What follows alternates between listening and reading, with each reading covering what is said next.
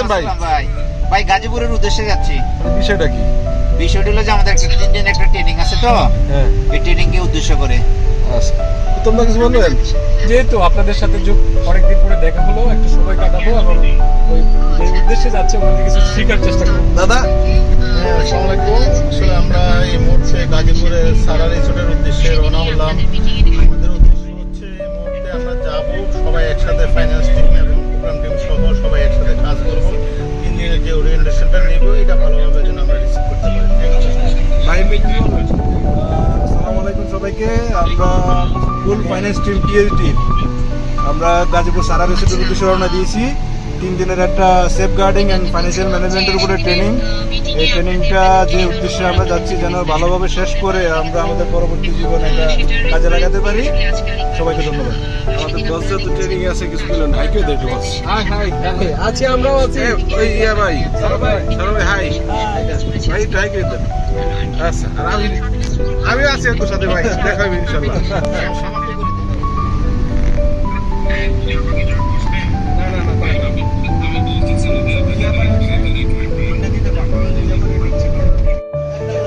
এই মিষ্টি খাইলে বাঁচবেন, একটা মিষ্টি সাইজ দেন ভাই। মিষ্টি যেটা আধা কেজি।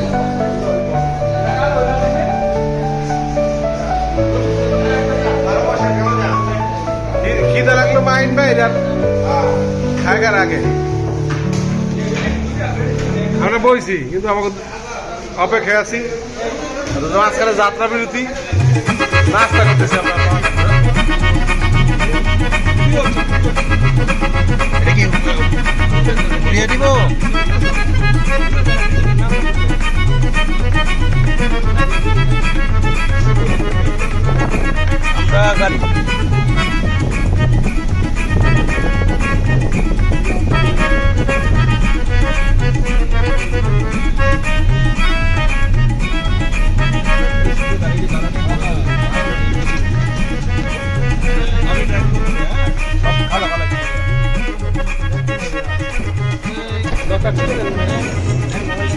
এই যে মোবাইল নেন।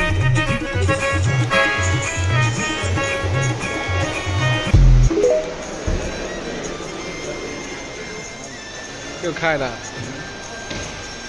চিনি শরবত খান ভাই, আমারও খান না। খান খান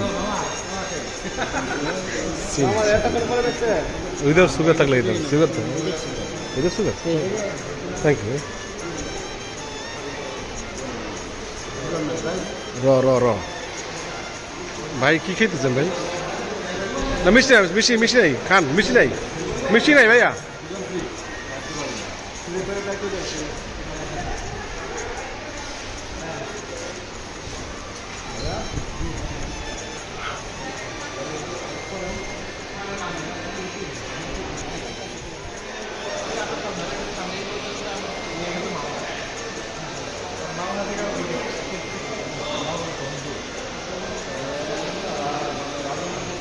কোথায় যাবেন?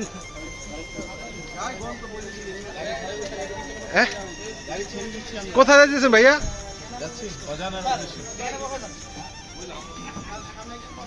আমি সামনে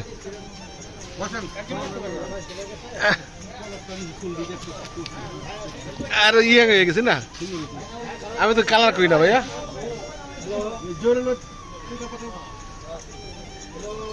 আপার ক্লাসে ভাইয়া।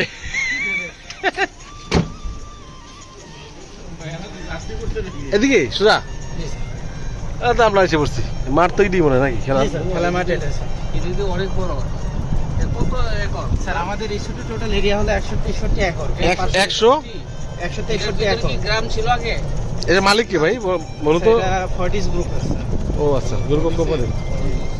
এটা হলো আমাদের বিগ জিপ লাইনের স্টার্টিং পয়েন্ট। বিগ জিপ লাইনটা হলো পার পারসন 1000 টাকা করে চার্জ। ভিতরে কোনো ইন্ডাস্ট্রি আছে নাকি স্যার? 100 একরের ভিতরে কি সবই মানে চলে যায়? 163 একর স্যার।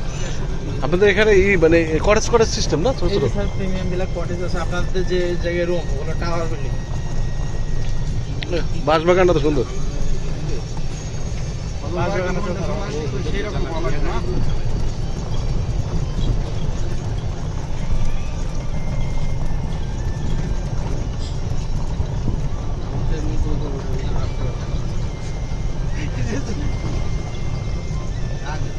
এখন লোকজন সবসময় কোন শীতের সিজনে বেশি না আমাদের সবসময়? হ্যাঁ আমাদের কোনো রুম খালি নাই তো। আপনাদের এলাকা, আপনার বাড়ি কি এলাকায়? না, চুয়াডাঙ্গা খুললে ফেরত।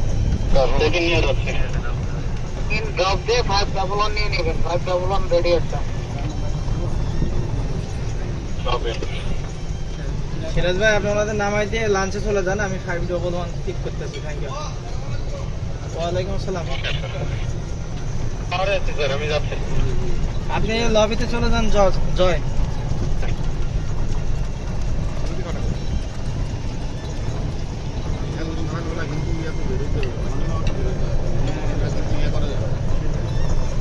কালকে সকালে উঠবেন কেন তোরা ভাই? 7টা খেলা, গার্মেন্টস সব উপরে। যারা যারা আর্জেন্টিনা করে খুঁজে পাইবেন। আপনার নিজস্ব গার্মেন্টস? জি। যারা আর্জেন্টিনা করে, যারা আর্জেন্টিনা করে খুঁজে পাইবেন। সকল ধরনের প্রোডাক্ট আছে আমাদের। টোটাল 7টা ছোট একটা শোরুম স্যার। আমাদের 7টা গার্মেন্টস আছে স্যার। এই বিল্ডিং এর লিফটের 1-এ আপনাদের মিটিং রুম। এনামুল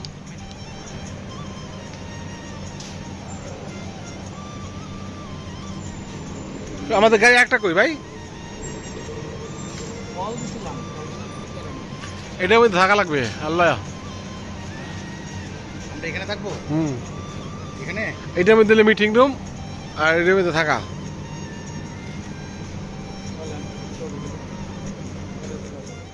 আমাদের গাড়ি একটা আইছে, যাত্রীরা নামতেছে।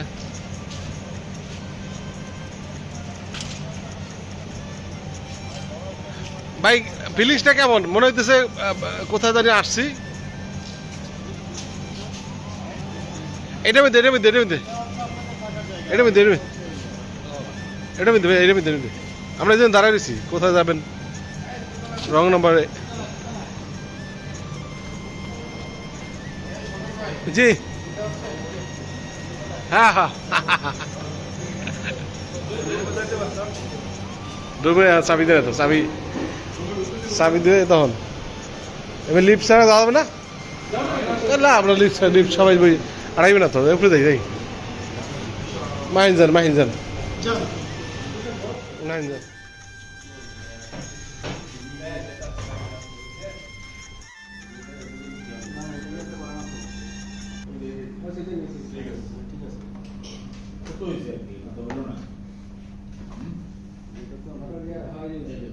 পাওয়ার পয়েন্ট না, এটা কোনো ওয়ার্ড এখন হচ্ছে।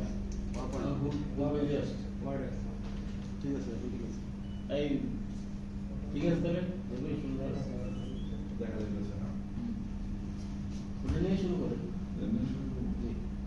এই ভালো কিছু ছবি নিয়ে নিই।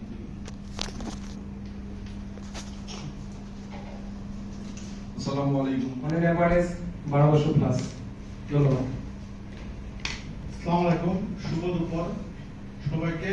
কক্সবাজার পর্যটন নগরের পক্ষ থেকে শুভেচ্ছা ও আন্তরিক অভিনন্দন।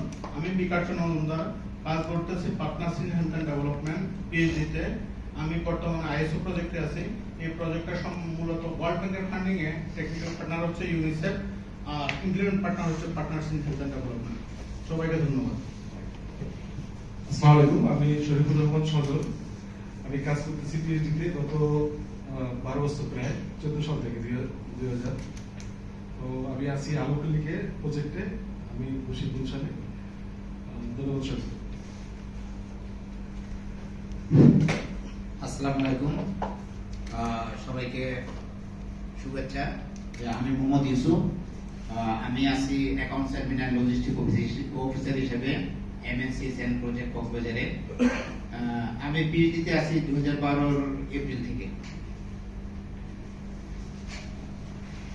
আসসালামু আলাইকুম, আমি মোহাম্মদ আব্দুল হাকিম, পিএইচডিতে আছি 2024 সাল থেকে।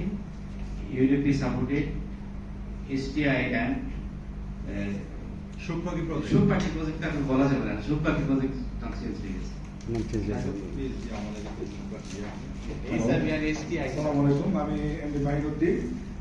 আমি আছি পিএইচডিতে partners in health and development. আমি আছি 2014 সাল থেকে পিএইচডিতে। এখন বর্তমানে আছি কক্সবাজারে। এটা হচ্ছে MNCSN project, UNICEF supported Rohingya school কাজ করছে। ফাইন্যান্স কোঅর্ডিনেটর হিসেবে আছে। আসসালামু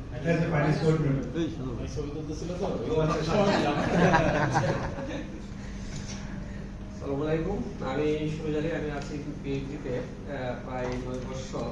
আর প্রজেক্ট ইউরোপে 3টা প্রজেক্ট আছে, মোটামুটি সবগুলোতে ইনভলভমেন্ট আছে। আসসালামু আলাইকুম, আমি মোহাম্মদ সরোয়ার হোসেন, পিএইচডিতে আছি 2018 সাল থেকে, আর হেড অফিসে আছি 2021 সাল থেকে। Thank you. কি হিসাবে আছেন সেটা ও আচ্ছা, আমি ইন্টারনাল অডিটর হিসেবে আছি আপনাদের সাথে। থ্যাংক ইউ সবাইকে। আমি মোহাম্মদ সাকাওয়াত হোসেন, কাজ করছি পিএইচডিতে 2011 সালের শেষ দিক থেকে, এখন কাজ করছি ডেপুটি প্রোগ্রাম হিসাবে। আজকে যদি আমি ফাইন্যান্স টিমের সাথে আসছি উজিরের খামাখা হিসাবে। আরেকটু একটু দাঁড়ান। আপনি যেহেতু সামনের পেট বেড়ে গেছে আসসালামু আলাইকুম, আমি মোহাম্মদ জহিরুল ইসলাম, কাজ করতেছি partners in health and development পিএইচডিতে 2009 সাল থেকে। আর ফাইন্যান্সে আমাদের আপনাদেরকে যাদেরকে নিয়ে আমরা সেই অনেক আগে থেকে শুরু করেছি, মোটামুটি এখনো পর্যন্ত সবাই আছে আমাদের সাথে। আর এর চেয়ে অনেক ছোট করে এর চেয়ে বড় পরিচয় আর নাই। ধন্যবাদ। আসসালামু আলাইকুম সবাইকে। হোস্ট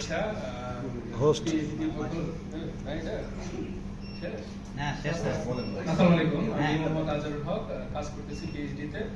প্ল্যানের যে প্রজেক্ট আজকে আপনার এখানে আমরা আসছি, ওই প্ল্যান প্রজেক্ট যেটা আছে পেজ টু বি, ওইটাতে আছি জানুয়ারি 1 তারিখ থেকে। এর আগেও আমি 2014 সাল থেকে কাজ করতেছি পিএইচডিতে।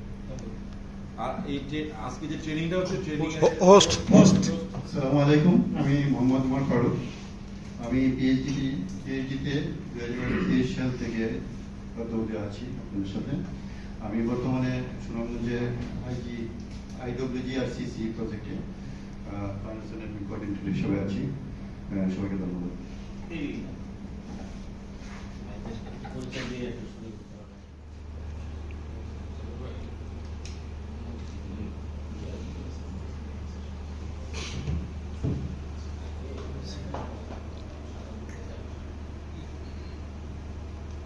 আর্জেন্টিনার কেউ জানতে পারতো, আমরা সবাই আর্জেন্টিনার জার্সি করে আমরা এরকম ওয়ার্কশপ করতেছি, টাকা পয়সা খরচ করি।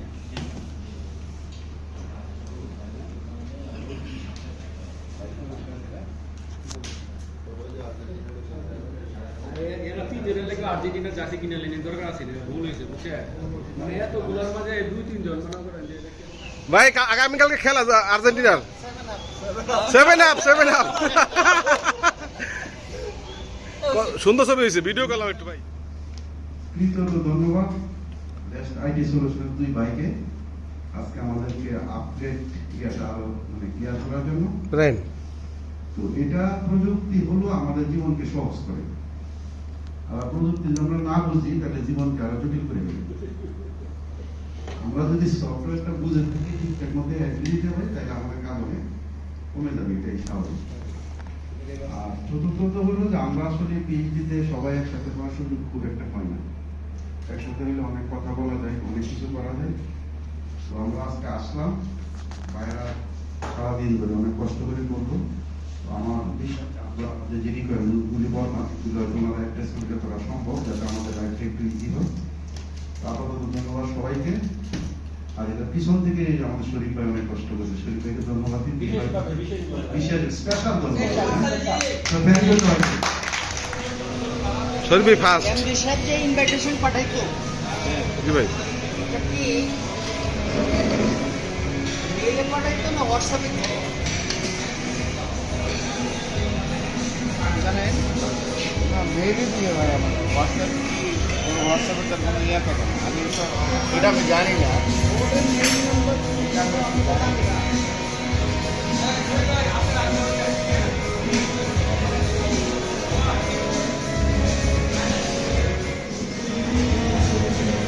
বেশি নিচে কিনা দেখে গেলেছি ভাই। হ্যাঁ, বেশি নিছেন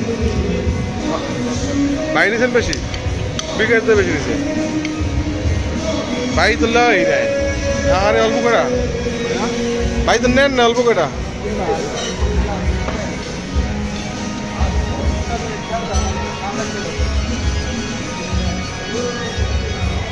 ওষুধ পাই নেন নাই? দুধ পাই খাওয়া শেষ?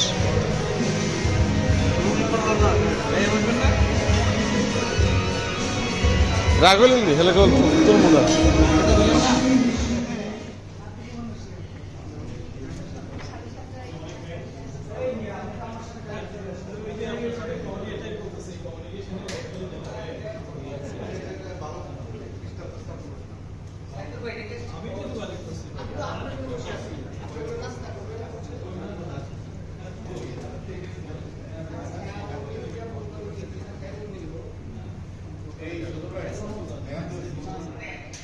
আজকের খেলাটা আসলে মানে আমি যদি ওইভাবে বলি যে এটা আর্জেন্টিনার জন্য না, এটা সবার জন্য খুব ভালো লাগার একটা ভালো খেলছে এবং আমাদের মেসির যে তিনটা গোল এটা আসলে শেষ সময়ে এটা কারো হয় না।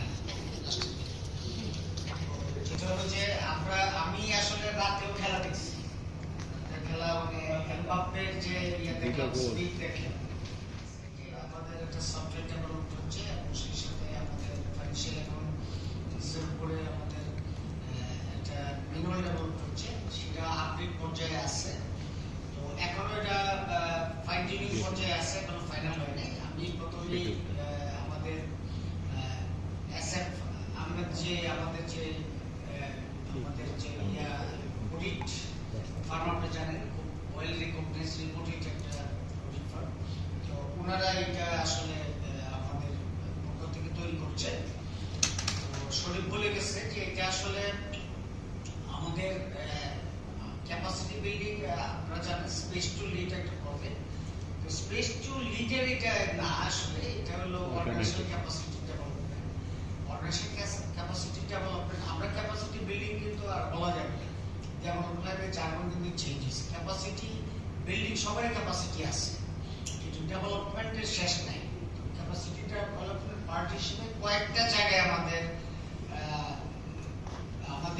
এরিয়া সিলেক্ট হয়েছে, সেটা হলো প্রাইভেট বিজনেস। যেমন আমাদের গভর্নেন্স একটা এরিয়া ছিল, আমাদের এই যে আমাদের একটা বড় দুর্বলতা বলতে পারেন, জানেন তার যদি এরকম কোনো পরিস্থিতি তৈরি হয় হয়তো বা এটা কোনো না কোনো ভাবে আমাদের মেক আপ করতে হবে ওই সেফগার্ডিং এর জিনিস, যদি না আসতে পারে। আমরা রিকোয়েস্ট করছেন ফাইন্যান্সের ট্রেনিং বা ম্যানুয়াল আপডেটের কথা যদি বলি, এটার জন্য আসলে 3 দিন ডেলিগেশন দরকার ছিল। তারপরে আছে সেফগার্ডিং, তারপরে গতকালকে আমরা আমাদের সফটওয়্যার যেটা আমরা এতদিন পর্যন্ত আমরা টালি ইআরপিতে ছিলাম, যেটাকে গতকালকে আমরা টালি প্রাইমে মাইগ্রেশন করেছি এবং তার উপর একটা ওরিয়েন্টেশন ছিল। তো আমি আর শরীফের প্রেজেন্টেশনের পূর্বে আমি জাস্ট একটু মানে আর অল্প একটু কথা বলতে যাচ্ছি, সেটা হচ্ছে যে আসলে আমাদের কথা ছিল যে এই ট্রেনিংটার হবে একটা আপডেট ম্যানুয়ালের উপরে। আমরা যেহেতু সময়টা পাইনি একটা ম্যানুয়ালকে আপডেট করার মতো পর্যাপ্ত, সো আজকে এখানে আমাদের যে কতগুলো প্রজেক্ট আছে সেই প্রজেক্টের project lead, focal project lead এবং ফাইন্যান্স যারা থাকে তারাই সবাই এখানে উপস্থিত আছে। এবং আমরা আজকে কয়েকটা সেশনে আছে যেটা আমরা একটু এক্সারসাইজ করব, আমাদের এই বর্তমানে যে ম্যানুয়ালটা আমরা এক্সারসাইজ করতেছি তার গ্যাপগুলো কি এবং সেটাকে আরো আমাদের মতো অর্গানাইজেশন যারা আছে তারা কি কোন প্র্যাকটিসটা ফলো করে এবং স্ট্যান্ডার্ড কি, এবং আরো নেক্সট 3-4 বছর যাতে আমরা এটা দিয়ে সব যদি বলে যে ডোনার কনফারেন্স মিট আপ করা, আমরা আমাদের অর্গানাইজেশনের ফাইন্যান্সিয়াল অ্যাক্টিভিটিগুলো করানোর জন্য যতটুকু যোগ্য উপযোগী করা দরকার ততটুকু যোগ্য উপযোগী করার জন্য আপনাদের কাছ থেকে আমরা চাবো যে ফিল্ডে আপনারা যারা ম্যানুয়াল নিয়ে কাজ করেন তারা কি কি প্রবলেম ফেস করেন, আমরা অডিটর আসলে বা বিভিন্ন ধরনের অ্যাসেসমেন্ট আসলে আমরা কিভাবে আমাদের এই পলিসি দিয়ে আমরা কতটুকু তাদেরকে মিট আপ করতে পারি, সবকিছু আমরা একটা গ্রুপ ডিসকাশন করে আজকে একটা পার্টিসিপেটরি ওয়েতে আমরা চেষ্টা করবো যে আমাদের ফাইন্যান্সিয়াল ম্যানুয়ালটা আপডেট করার জন্য। তো এতে আমাদেরকে ফাইন্যান্সিয়াল ম্যানুয়াল আপডেট করার কাজে এসএফ আহমেদকে আমরা অলরেডি তাদের সাথে আমরা কন্ট্যাক্ট করেছি এবং ওনারা আমাদেরকে এই কাজে হেল্প করবে। তো এখন যেহেতু আমরা সময়ে অনেক পিছিয়ে আছি আর আমরা শরীফ ভাই এখন আমাদেরকে আমাদের যে এক্সিস্টিং যে পলিসিটা আছে সেই পলিসিতে উনি আমাদের পলিসিটা নিয়ে একটু শর্ট ব্রিফ করবে আর কি। ধন্যবাদ। যেমন কোনো প্রজেক্টে সিলিং দেওয়া দেয় ওই প্রজেক্ট 1 লাখ টাকা পর্যন্ত দেয়, আবার এটা আমাদের সর্বোচ্চ 3 লাখ 3.5 লাখ আছে। তার এই যে আমরা সিলিং যাদের ঠিক করবো প্রজেক্টের ক্ষেত্রে এই ক্ষেত্রে আমরা কোন স্ট্যান্ডার্ড রাখি? আরেকটা বিষয় আপনাদের একটা কথা বলতে হবে যে আপনাদের ফ্রিকোয়েন্সি অফ প্রকুরমেন্ট যদি রেগুলার দিতে থাকে তাহলে একটা আলাদা আলাদা ডিপার্টমেন্টের কথা আসে। বিএনজি এই খরচটা মেনটেন করবে কিনা যে একটা প্রকুরমেন্ট ডিপার্টমেন্ট আলাদা করে দিয়ে যদি এত ফ্রিকোয়েন্সি না থাকে এটা একটু কনসিডার করতে হবে। এখন ধরুন আমাদের যে সুবিধাগুলোর কথা বলতে আমাদের মানে একটা ভালো সময় আমাদের এই তিনটাকে নিতে হবে। এটা এখন যে পরিমাণ প্রকুরমেন্ট আছে এই পরিমাণ ছোটখাটো একটা ডিপার্টমেন্ট থাকা দরকার। কারণ ধরুন আমারই আমি যদি বলি সপ্তাহে ধরেন আমার 5টা ওয়ার্কিংয়ের মধ্যে অ্যাভারেজে যদি করি আমার 1 থেকে 1.5 ওয়ার্কিং ডে আমাদের যারা আমরা টাকা জি স্যার ভাই এই জায়গায় ছোট্ট করে একটু বলি, সেটা হচ্ছে যে আমাদের মাইক্রো অ্যাসেসমেন্ট হয়, আপনারা জানেন ইউনিসেফের ক্ষেত্রে আমাদের একটা লাস্ট ইয়ারে কোনো ধরনের অবজারভেশন নেই, অবজারভেশন একটাই, সেটা হচ্ছে যে এই প্রকুরমেন্টের ডেডিকেটেড আসলে কনভেনর অথবা হচ্ছে সেপারেট ডিপার্টমেন্ট নেই, ছোট অর্গানাইজেশনের ক্ষেত্রে আসলে ডিপার্টমেন্ট বাধ্যতামূলক না। এখন সেক্ষেত্রে এই যে কনভেনর প্রোগ্রামের লোক অথবা এখানে ফাইন্যান্স অ্যাডমিনের লোক এই জায়গাটাতে নিয়ে তাদের একটা কেএম আশরাফুল আলমিন কোম্পানি তারা একটা অবজারভেশন দিয়েছিলেন। এই অবজারভেশনটা আমাদের আসলে আগামী 5 বছর এটাকে মানে বহন করে নিয়ে যেতে হচ্ছে। একই বিষয়ে আমরা বারবার বলতেছি যে আমরা এটার উপরে কাজ করব, অথবা কি এই বিষয়ে আপনারা একটু যখন গাইডলাইনটা করবেন যে আসলে এই কমিটিটা কিভাবে হবে আপনাদের তরফ থেকে যদি টেবিল থেকে একটু আসে সেটা আপনারা। এটা আমি একটু খোলাখুলি বলি, কারণ এটা আমরা মানে এমন একটা জিনিস যে এটা আমাদের 5 বছর ক্যারি করতে হচ্ছে। এই যে রিসেন্ট আমাদের ইউনিপি একটা অডিট হইলো বা কিছুদিন আগে ইউনিসেফের একটা স্পট চেক হয়েছে, সেখানেও আমাদেরকে ফলো আপ দিতে হয়েছে যে আপনাদের যে মাইক্রো অ্যাসেসমেন্টের যে 2টা অবজারভেশন ছিল এটার স্ট্যাটাসটা কি। আমরা প্রতিবারই একই স্ট্যাটাস দেই, কারণ আমাদের যেহেতু সেপারেট কোনো প্রকিউরমেন্ট ডিপার্টমেন্ট নাই। তাহলে আরেকটা অবজারভেশন হচ্ছে যে আমাদের পেরোল প্রিপারেশন নিয়ে আমাদের পলিসিতে বলা আছে যে আমাদের পেরোল প্রিপেয়ার করবে ধরেন অ্যাডমিন অফিসার, চেক করবে ফাইন্যান্স অফিসার বা রেসপেক্টিভ প্রজেক্ট পিসি অ্যাপ্রুভ করবে পিডি অথবা ম্যানেজিং ডিরেক্টর। এখন আমাদের প্রজেক্টগুলোতে বা ডোনারের দিক থেকে একটা প্রজেক্টের জন্য একটা ফাইন্যান্স পারসন ডেডিকেটেড করে, আবার কোনো ইয়েতে দেয় না যে একটা ফাইন্যান্স অফিসার নয় আপনারা প্রজেক্ট চালান। সেই ক্ষেত্রে আমরা প্রজেক্ট লেভেলে এইচআর দিয়ে পেরোল শিট প্রিপেয়ার করব, এটা তো আমাদের একটা লিমিটেশন। কিন্তু আমাদের 5 বছর ধরে কিন্তু একই স্ট্যাটাস দিয়ে দেওয়া হচ্ছে। তো এই ক্ষেত্রে আমরা কি করতে পারি? ধর আমার ম্যানুয়ালে বলা আছে HR admin salary sheet prepare করবে, কিন্তু করতেছে বেসিক্যালি ফাইন্যান্স অফিসার। কেন? এখানে এইচআর অ্যাডমিন বলতে আলাদা কোনো কিছু নাই। আমরা বারবার বলতেছি যে আমাদের ফাইন্যান্স অ্যাডমিনিস্ট্রেটর একটা মার্স, যেহেতু আমাদের ছোট অর্গানাইজেশন আমরা সেপারেট কোনো পজিশন দিতে পারতেছি না, কিন্তু এটা আমাদের আনসেটেল অবস্থায় আছে এখনো পর্যন্ত। বাই যেটা বলে যে প্রকিউরমেন্টের একটা অবজারভেশন, এটা হচ্ছে পেরোলের একটা অবজারভেশন। প্রকুরমেন্টের যে অবজারভেশনটা এটা ক্রাইটেরিয়াতে কি লেখা ছিল যে কেন থাকতে হবে একটা প্রকুরমেন্ট ডিপার্টমেন্ট, এটা কি বলছে অডিটর? না, ডিপার্টমেন্ট থাকতে হবে সেটা বলে নাই। আমাদের কমিটি ফরমেশনে আমাদের বর্তমানে যে কমিটিটা আছে সেই কমিটিটা হচ্ছে হেডেড বাই একজন প্রোগ্রাম পিপল, যেমন স্বাগত ভাই উনি হচ্ছে এটার কনভেনর। কিন্তু এখানে বলা আছে যে ফাইন্যান্স রিপ্রেজেন্টেটিভ থাকতে হবে অ্যাজ এ কনভেনর। আর ফাইন্যান্স রিপ্রেজেন্টেটিভ ধরেন আমরা মানে 3-4 জন মানুষই হচ্ছে, একজন মেম্বার সেক্রেটারি আবার ফাইন্যান্স থেকে থাকবে, তাহলে 2 জনকেই ফাইন্যান্সের একটা কমিটিতে। এটা আবার আমরা ইন্টারনাল কন্ট্রোল বা আমরা যদি রিস্কের কথা বলি সেক্ষেত্রে কিন্তু আবার আমরা পারতেছি না। এখানে এটাই থাকতে হবে, এটাই হচ্ছে আমার মনে করেন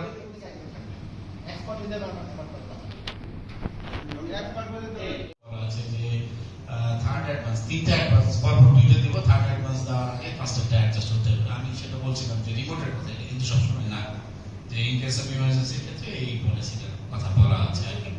ভাই যদি পরে স্লাইডে যান, তাই এখানে কি একটু কথা বলা যাবে অ্যাডভান্সের বিষয়ে?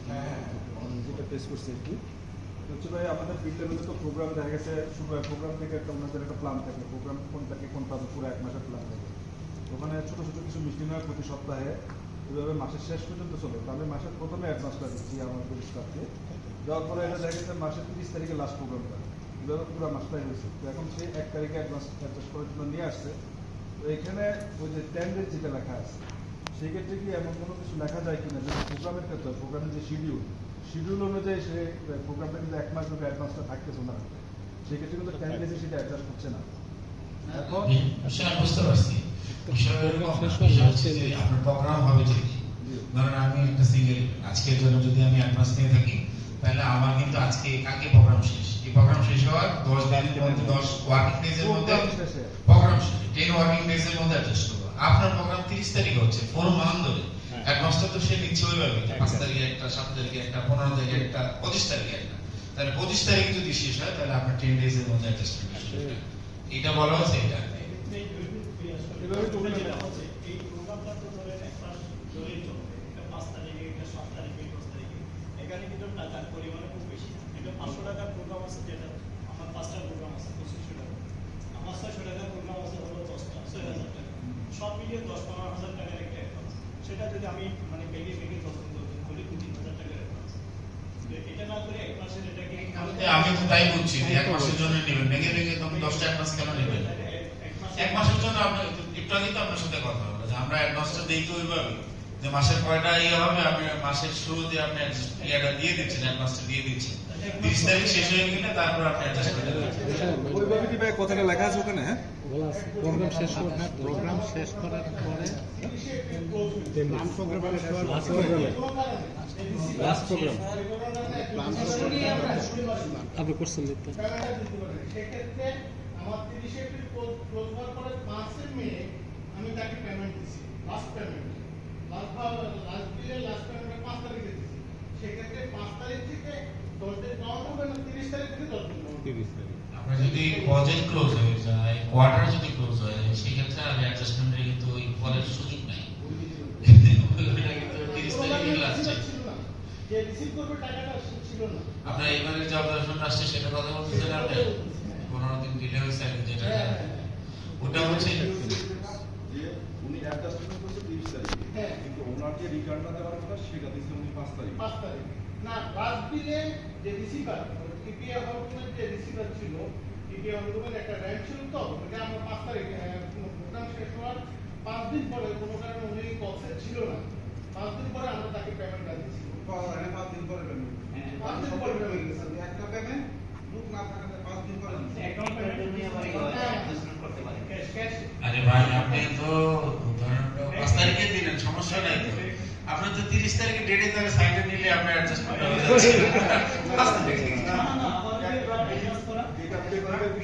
পেমেন্ট তো ভাই অ্যাকনলেজমেন্টের কথা বলতেছি, এটা তো হলো যে আমি চেক দেওয়ার পরে 5 তারিখ 7 তারিখের পরে চেক রিসিভ করতে হবে, ক্যাশ হোক ভাইয়া, ওটা হেড তো ধরেন ট্রেনিং, ট্রেনিংটা হচ্ছে 30 তারিখে, তো ওইটা তো ওই হেডেই বুক হবে, তাই জন্য ওটা তো 30 তারিখে ডেটে দিলেই হয়। হ্যাঁ, না কোনো কারণে আমি তাকে সমস্যা নাই, 5 তারিখে দিলে আপনি 30 তারিখে 5 তারিখে দিলে 30 তারিখে কোনো কারণে তাকে টাকাটা দেওয়া লাগলো না, তখন আমি কি করব? দেওয়া লাগলো না মানে মনে করেন সে ট্রেনিং করলে আপনি চিরহিতে নানান ফেগে উড়ে উড়ে গীত গাদন, সেই গীতটি ফুলনি ফুলফুদি যাদন, যারত সময় গে গামনে গই গই গড়ি বেরিতে অপরাণ যাদন আর্জেন্টিনারে 1945 সালে এইটা আমি লাগে রেখেন ভাইয়া, আর্জেন্টিনারে আমি লাগে থাকবো না, আমি তো বাংলায় বেসিক্যালি আমাদের যে দুঃখপ্রিয় যে টপিকসটা আছে, টপিকসটা আসলে আমরা যতটুকু বুঝেছি আমাদের এর থেকে যে মোটামুটি পার্টি বাট এ ভাই রেজাল্ট ফোন দেন না, তবে আমরা যেটা চিন্তা করছি যে ডিজিটালাইজেশন আমাদের আছে, কিন্তু এটাকে পেপারলেস করা যায় কিনা, যে আমাদের যে গ্রুপ যে ডকুমেন্টগুলো সেই ডকুমেন্টগুলো আমরা স্কেপ করে অ্যাড করার কোনো অপশন ক্রিয়েট করা যায় কিনা সেটা আমরা চিন্তা করছি, বাউচারগুলো বা এই টাইপের বিষয়গুলো। আমাদের এর থেকে আমরা তো সব কভার করেছি না, আমাদের প্রেজেন্টেশন এখানে শেষ করছি, সবাইকে ধন্যবাদ দিই। কোশ্চেন থাকলে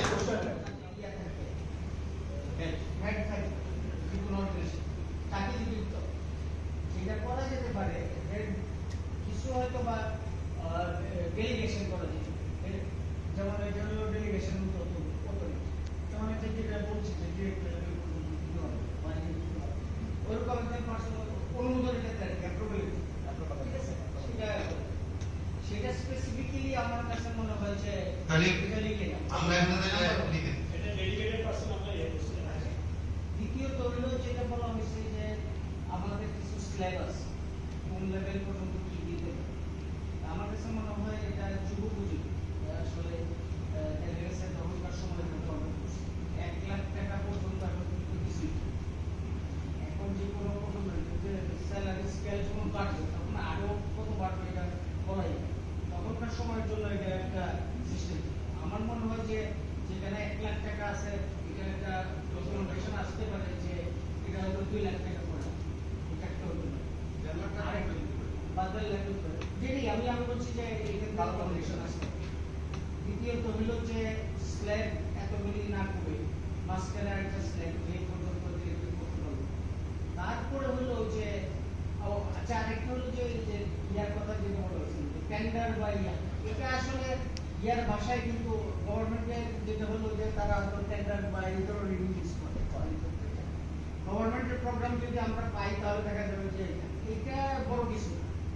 কিন্তু বড়টা হলো যে আমাদের 35 লাখ টাকা যেটা বলা হচ্ছে এখানে যেটা হলো যে আমরা যে জায়গাটা ব্যাগ পাইতে হয় 25 লাখ টাকার যখন একটা প্রকুরমেন্ট নিতে হয় বা আমরা প্রকুরমেন্টের যে ধরনের আছে শুধু এটা না আমাদের কিছু রিনোভেশন করি হ্যাঁ সিভিল হ্যাঁ ওই যে আমাদের ধরুন সিভিল ওয়ার্ক এখানে আছে কনস্ট্রাকশন মেডিসিন প্রকুর করতে হয় কিছু হচ্ছে যে আমরা রিনোভেশন করতে হবে ধরেন বা রিকনস্ট্রাকশন এই ধরনের সব হ্যাঁ ওটাই যে আপনাদের নোয়াখালী হসপিটাল দিচ্ছি তারপরে ধরেন আমাদের কক্সবাজারে আমাদের অহরহ এখন এই ক্ষেত্রে যেটা হলো লেভেল না থাকলে যেতে হয় ইমার্জেন্সি বেসিসে দেখা যায় ওরা বলছে গাড়িটা ব্যাপার ছাড়া হবে হ্যাঁ এইটাকে একটা আমার মনে হয় যে এটা একটা ভালো পয়েন্ট আমার মনে হয় যে একটু যেটা যদি বাড়ানো হয় বলা হচ্ছে যে ফুল সার্ভিস আলাদা করেন আর একটা হলো গুড সার্ভিস আরেকটা ওয়ার্ক সার্ভিস হ্যাঁ গুড সার্ভিস এন্ড ওয়ার্কসের কিন্তু নিয়ম কানুন আবার আলাদা হবে এইটা যদি একটু আলাদা করা হয় করা তাহলে আর আরেকটা হলো আপনার কি সময় বেশি চলে যাচ্ছে না ঠিক আছে আরেকটা বিষয় হলো যে লাস্টে যেটা হলো যে আপনারা ওইখানে লোকাল যে সেন্ট্রাল কমিটির সাথে একটা ইয়ে থাকে আমি অ্যালাইনমেন্ট শুধু বলবো না সেটা হলো যে ওদের সাথে একটা রেগুলার একটা কনভারসেশন থাকতে হবে কনভারসেশন কি আমি যদি যেমন প্রোগ্রাম দেখি হয়তো বা উদাহরণ দিতে হবে তো আমি যে প্রোগ্রাম পার্সনের সাথে আপনার যে ওইখানে ধরেন আপনার লোকাল প্রোগ্রাম করতে আমি বলি গ্রুপ করছে একটা গ্রুপের মধ্যে সব লেখা আছে তারপরে হোয়াটসঅ্যাপে যান আপনাদের প্রকল্পের যে কমিটিটা সেই প্রকল্পের সেন্ট্রাল কমিটির সাথে এটা ভাইয়া হচ্ছে লোকাল প্রকিউরমেন্ট কমিটিকে অ্যাকাউন্টেবল করা। এটা মানে অ্যাকাউন্টেবল না করলে আসলে এই জায়গাটা কিন্তু আরেকটা ব্যবহার হয় এটা অহরহ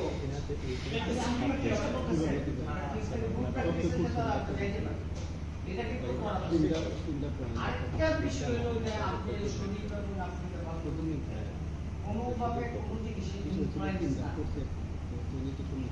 এটা হলো যেগুলো বাদ দিতে বলছে সেগুলো লিখে দিচ্ছে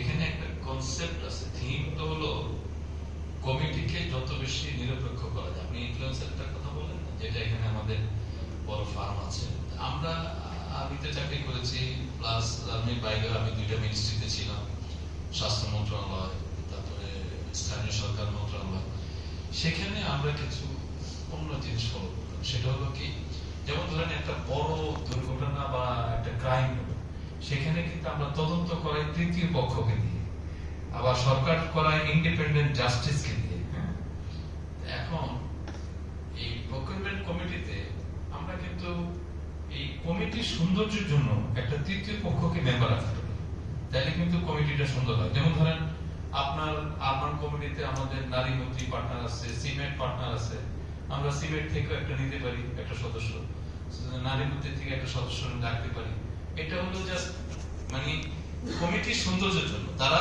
রোল তো আমি আর সজলই করি সব, তাই না? তো এরকম একটা রাখা যেত। ওনারা আছে ভাইয়া, ওনারা আছে, ওনারা দুই থেকে আছে, সংস্থা থেকে আছে, দুইজন। সিমেন্ট থেকে আছে? হ্যাঁ, সিমেন্ট থেকে দুজনে আছে। আচ্ছা, না আমি মানে একটু উদাহরণ দিলাম, এটা প্রত্যেকটা প্রজেক্টের জন্য।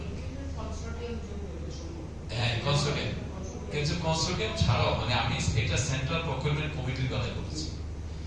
এই একটা পয়েন্ট। আরেকটা পয়েন্ট হলো যে যেমন আমরা আন্তঃমন্ত্রণালয় কমিটি রাখতাম, ওনারা জানেন।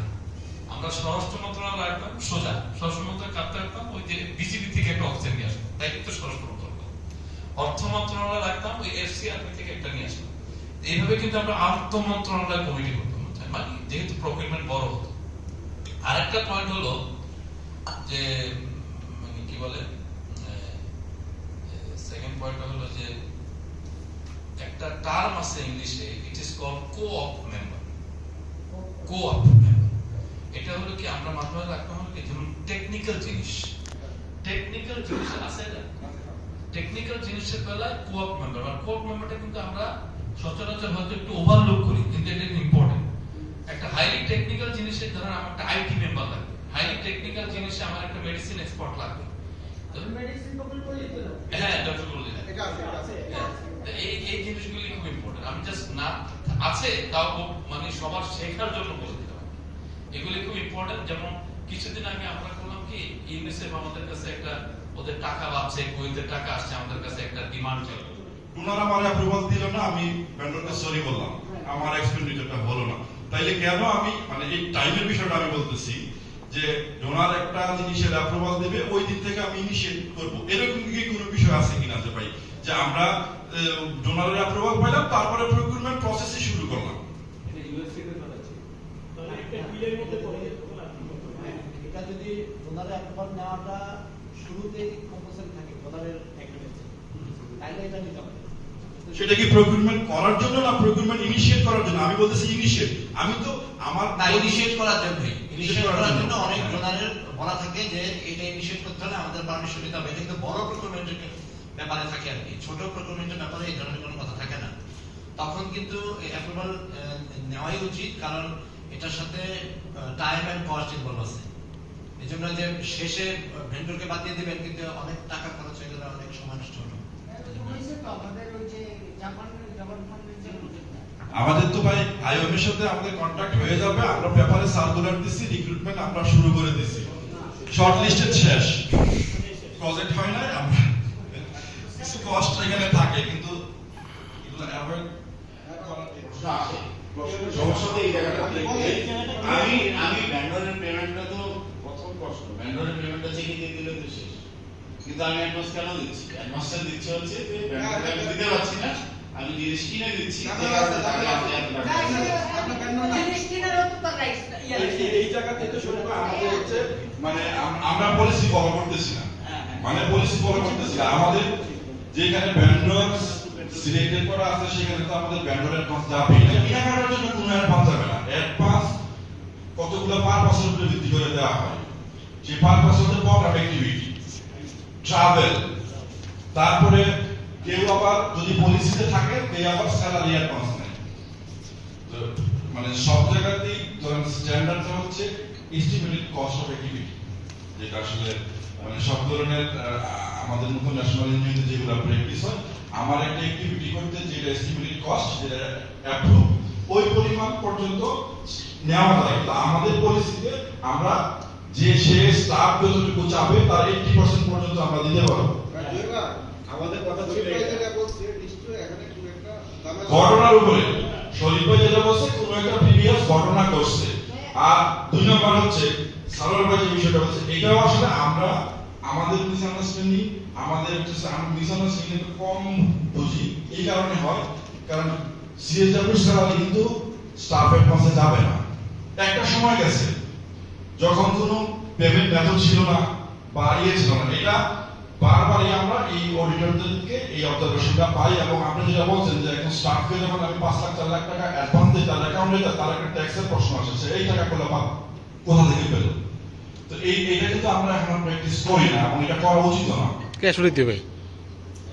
আমার একটা প্রশ্ন, এই জিনিসটা কি কোন সময় ম্যানেজমেন্টের কাছে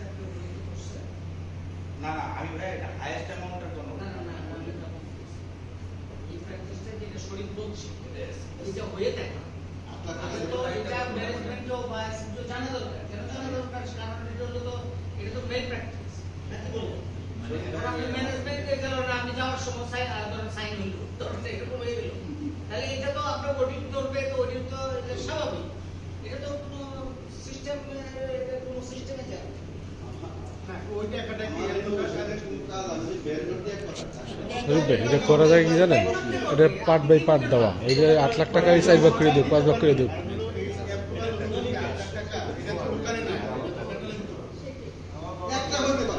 এগুলি শেয়ার করবে কারণ আপনি তো হয়তো বা একই সঙ্গে আলাদাভাবে শেয়ার করবেন কিন্তু আপনি ইন্টারনেট আমার কাছে মনে হয় যে এটাও ম্যানেজমেন্টের জানানো যে এটা অ্যাসেম্বলি আমাদের ইয়ে করা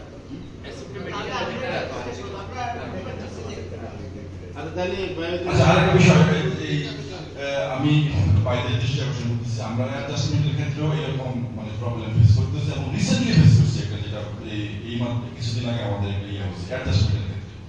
কারণ আমাদের পলিসিতে বা এরকম কোনো পারমিট করে কিনা যে পার্শিয়াল অ্যাডজাস্টমেন্ট, আমি কাজ করে ফেললাম আমার যতটুকু হয়েছে অতটুকু যদি অ্যাডজাস্টমেন্ট আমি করতে পারি তাহলে এটা পূর্ণভাবে কাউন্টেবল হবে, এরকম কোনো কিছু না। পার্শিয়াল অ্যাডজাস্টমেন্ট না, যদি এটা আনা যায় কিনা খুবই ভালো অ্যাডজাস্টমেন্ট পার্শিয়াল হবে কিন্তু পুরো টাকা অ্যাডভান্স দেওয়া যাবে না।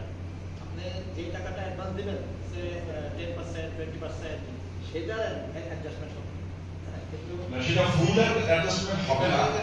আমি ভাই আমার 5 তারিখ 10 তারিখ 12 তারিখ 3টা প্রোগ্রাম আছে, 3টা প্রোগ্রামে 10,000 টাকা আমি বাজেট শরীর ব্যাপারে এটা আমি যদি 3টা প্রোগ্রামে 30,000 টাকা অ্যাডভান্স দিয়ে গেলাম, আমার 5 তারিখ যে প্রোগ্রামটা হয়ে গেল ওইটা আমি অ্যাডজাস্ট করে এটা করে পরে আরেকটা প্রোগ্রাম হলো এটা আমি অ্যাডজাস্ট করে দেব, না দিতে পারে এই রকম বিষয়টা ঠিক আছে। proper recording of transaction এর জন্য series of check and balance দরকার।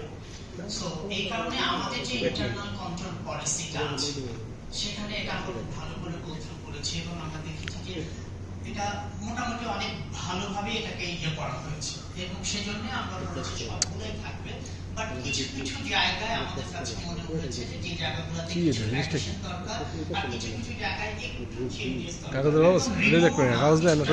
দরকার। এবং আমাদের এই ইন্টারনাল কন্ট্রোল পলিসিটার মধ্যে যেখানে একটা পোরশন ছিল যে ফাইন্যান্স পার্সনরা তারা কি করতে পারবে না, তাদের কি করা উচিত না, সেখানে বলা আছে যে তারা ভাউচার প্রিপেয়ার করবেন কিন্তু ভাউচার করবেন না। ঠিক আছে, আমরা এটা এগ্রি করেছি, এটা থাকবে। তারা চেক প্রিপেয়ার করবেন কিন্তু চেক সাইন করতে পারবেন না, ইটস ওকে, এটা আমরা এগ্রি করেছি। Has access to blank checks এবং বলা হয়েছে এখানে পোস্ট পেমেন্ট করা উচিত না। এই জায়গাটা নিয়ে আমাদের গ্রুপে অনেক আলোচনা হয়েছে এবং আমরা যেটা মনে করেছি যে পোস্ট পেমেন্ট এই জায়গাটায় একটা অ্যাডিং দরকার। সেখানে হচ্ছে যে মানে ব্ল্যাঙ্ক চেক ডিসকাশন হয়েছে এরকম যে অনেকগুলো প্রজেক্ট আছে যে ধরেন যে একজন ম্যান্ডেটরি সিগনেটরিজ আর দুইজন সিগনেটরিজ, তিনজন থাকে। সো কোনো কারণে একজন সিগনেটরিজ না থাকলে প্রজেক্ট হ্যাম্পার করে না, খুব ইজিলি এটা হয়ে যায়। আবার কোন কোন প্রজেক্টে দুজন সিগনেটরিজ থাকে, তার মধ্যে একজন ম্যান্ডেটরিজ এবং একজন, এটা আমরা এগ্রি করেছি। বাট এই জায়গায় আমরা একটা জিনিস চিন্তা করেছি যে আমরা নরমালি আমাদের প্রজেক্টগুলোতে লাইক আমার প্রজেক্ট বা সাইদুল ভাইয়ের প্রজেক্টে যেটা হয় যে আমরা যখন নিজেরা ভিজিটে যাই, ওখানে তো ধরেন আমার প্রজেক্টের মেডিকেল অ্যাসিস্ট্যান্ট হচ্ছে ফিক্সড অ্যাসেটের কাস্টোডিয়ান, বাট আমরা যখন কোয়ার্টারলি ভিজিটে যাই নরমালি আমরা ফিক্সড অ্যাসেট ভেরিফাই করে আসি। হ্যাঁ, এটা একটা প্রসিডিউর, ভাইয়ের প্রজেক্টের কথা 6 মাস পর করে আসি। বাট এখানে আমরা একটা জিনিসকে অ্যাড করতে চেয়েছি, সেটা হচ্ছে যে কোথায় লিখলাম আমরা এটাকে, স্টক টেকিং বলে একটা প্রসেস আমরা অ্যাড করতে চেয়েছি। কারণ অনেক সময় দেখা যায় যে যিনি কাস্টোডিয়ান থাকেন উনি রিজাইন করে চলে গেছেন বা একটা ন্যাচারাল ডিজাস্টার হলো, সে সময় যেটা হচ্ছে যে ফিজিক্যাল ভেরিফিকেশনটা খুব জরুরি, একদম দেন এন্ড দেন ফিজিক্যাল ভেরিফিকেশন করা দরকার। সেই ক্লজটা বোধহয় এখানে অ্যাড করা ভালো, এটা একটা ইস্যু। আর ওয়ার্ক ডেলিগেশনের ক্ষেত্রে আমরা কয়েকটা জায়গা দেখেছি, যেমন এক্সপেট্রিয়েট staff hiring, national staff hiring, temporary employee hiring, consultant এবং সাব গ্রান্ট বা সাব কন্ট্রাক্ট সাইনিং এর ক্ষেত্রে। এই জায়গায় সব জায়গায় হচ্ছে যে ম্যানেজিং ডিরেক্টর স্যার হচ্ছে যে ফাইনাল অথরিটি, উনি অ্যাপ্রুভ করবেন বা সাইন করবেন। বাট আমরা এখানে মনে করেছি যে ওনার পাশাপাশি in absence of managing director sir MD স্যারের একটা ক্লজ এখানে থাকা উচিত। যখন এমডি স্যার থাকবেন না তখন এমডি স্যার এই কাজগুলো খুব ইজিলি করতে পারবেন, এটা পলিসিতে থাকা উচিত আসলে। হ্যাঁ, এডিশনাল এমডি স্যার এটা থাকা উচিত। Memorandum of understanding like project লেভেলে অনেক এমইউ সাইন হয়, যেগুলো নন ফান্ডেড এমইউ মোস্টলি। হ্যাঁ, ওখানে লেখা আছে managing director has the final authority, এবং আমাদের মনে হয়েছে এই মেমোরান্ডাম অফ আন্ডারস্ট্যান্ডিং বা লাইক যে নন ফান্ডেড যে এমইউ গুলো অনেক চিন্তা ভাবনা গুলো যেন এখানে আসে সেই বিষয়টা নিয়ে সকালে আলোচনা করব। আরেকটা আলোচনা ছিল যে কমন ফাইন্ডিংস যেগুলো আসে অডিট ফার্ম থেকে, এগুলো এবং অপারেশনাল প্রবলেম অলরেডি আজকে সারাদিনে অনেকগুলো প্রবলেম আইডেন্টিফাই হয়েছে, আমরা ওনারাও নিয়েছেন, আমরা নিয়েছি। তো এইগুলো কালকে সকালবেলা আরেকটু আমরা বলবো যে এমন কোন অবজারভেশন যেগুলো আসছে বাট হচ্ছে আমাদের ফাইন্যান্সিয়াল গাইডলাইনে আপডেট হয় না, অথবা অপারেশনাল কাজ করতে গিয়ে আমরা বাধার সম্মুখীন হয়েছি সেটা এখানে নাই। তো এই দুইটা বিষয়ে কালকে সকালবেলা আমরা আলোচনা করবো। আমরা সবাইকে ধন্যবাদ দিচ্ছি। এখন আমি আমাদের এডিশনাল ম্যানেজিং ডিরেক্টর মহোদয়কে একটু ইনভাইট করব আজকের অনুষ্ঠানের সমাপ্তি ঘোষণা করার জন্য।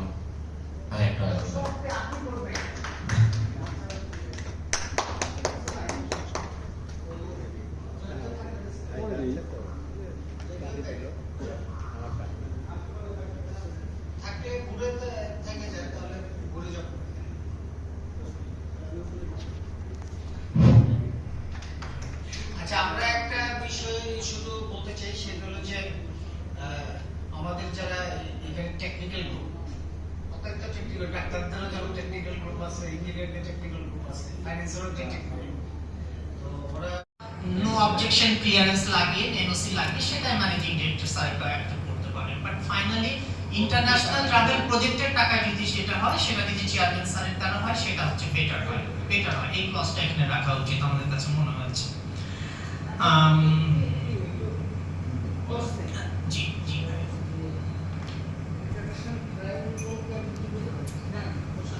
ইন্টারন্যাশনাল ট্রাভেল বলতে আমরা বোঝাচ্ছি যে প্রজেক্টের টাকায় কোনো ট্রাভেল হচ্ছে, ওইটা উল্লেখ না বলা শুধু ইন্টারন্যাশনাল ট্রাভেলে দেখা আছে public slack chairman MD executive committee আমরা এটাকে ক্লাসিফাই নো অবজেকশন ক্লিয়ারেন্স লাগিয়ে এনওসি লাগিয়ে সেটা ম্যানেজিং ডিরেক্টর স্যার অ্যাপ্রুভ করতে পারেন। বাট ফাইনালি ইন্টারন্যাশনাল ট্রাভেল প্রজেক্টের টাকা যদি সেটা হয়, সেটা যদি চেয়ারম্যান স্যারের দ্বারা হয়, সেটা হচ্ছে বেটার হয়। এই ক্লজটা এখানে রাখা উচিত আমাদের কাছে মনে হচ্ছে।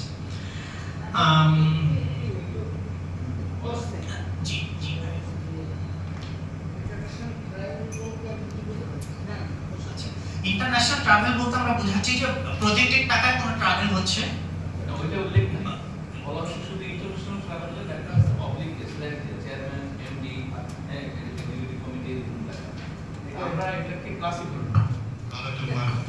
প্রত্যাশা করি সবার কাছে। যে পয়েন্টটা একটু লিখি নাই, ইচ্ছা করে লিখি নেই, সেটা হলো আমরা পেটি ক্যাশ যারা ডিল করে অথবা ক্যাশ ডিল করে অথবা বিভিন্ন প্রকিউরমেন্ট ডিল করে, সবাই যে ভাউচারগুলি প্রপারলি বানাচ্ছে তা না। প্রপারলি কিন্তু ভাউচারটা ওই যে এজেন্ট মানে ওনারা বলতে পারবে। আমরাও যেহেতু 34 বছর আর্মির বাইরে বিভিন্ন মন্ত্রণালয়ে কাজ করেছি, আমাদের চোখে চট করে ধরা পড়ে ভাউচারটা ঠিক নাই, এবং এটা সজলের চোখে ধরা পড়ে। আমাকে মাঝে মাঝে সে ধরে নিয়ে আসে, এটা দেখুন, আমি আবার মাঝে মাঝে তার কাছে যাই, দেখো এটা ঠিক।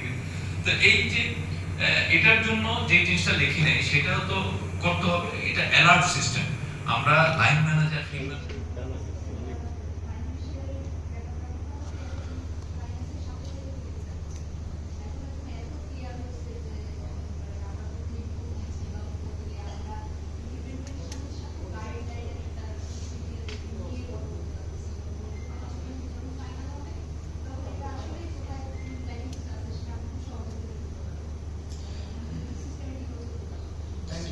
সবচেয়ে বেশি লাভবান হচ্ছে কিন্তু এই দুইজন।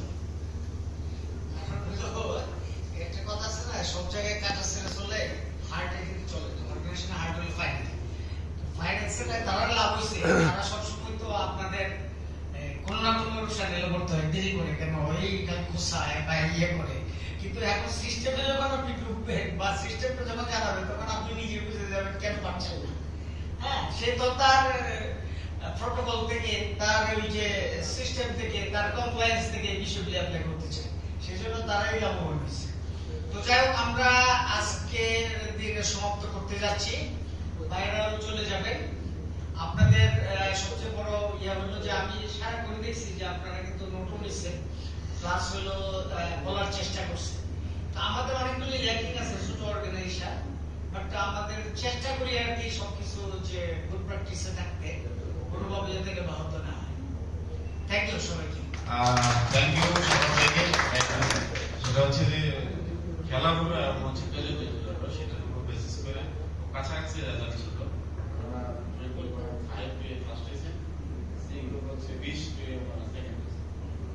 আপনাদের তো থেকে হচ্ছে 4 জন আপনাদের গ্রুপ থেকে আসেন,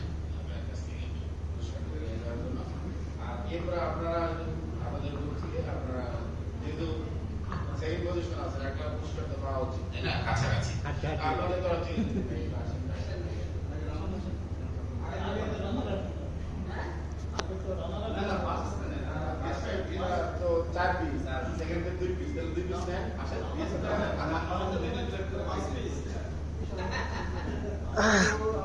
ভাই আমাদের পুষ্টি অন্য দুজন নেবে, অন্য যায় না আমাদের আপনারা দুজনে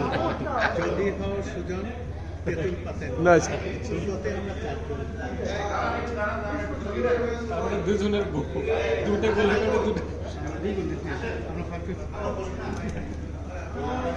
হ্যাঁ হ্যাঁ গোল দিচ্ছি আমরা যান সবাই যাবে।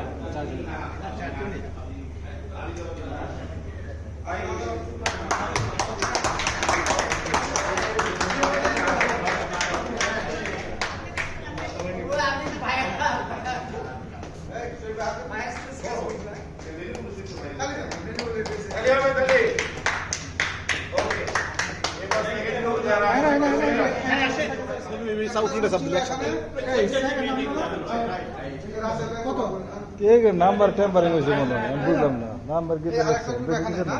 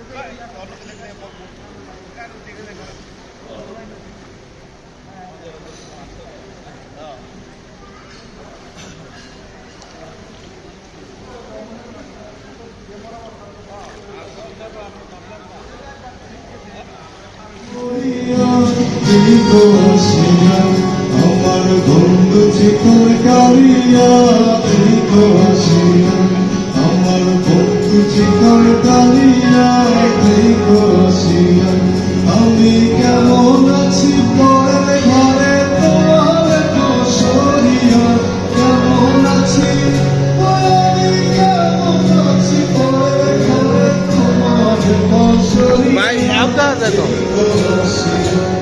আমার বন্ধু চিকন কালিয়া দেখো আসিয়া, আমার বন্ধু চিকন কালিয়া দেখো আসিয়া, আমার বন্ধু চিকন কালিয়া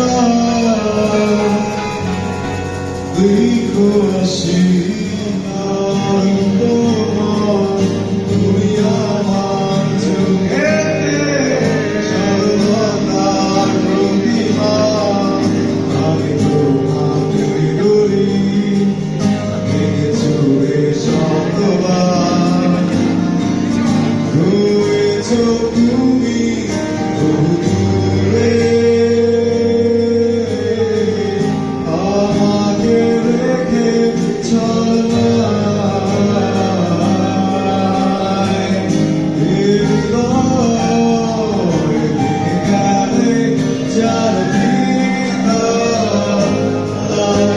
লাগে না জোড়া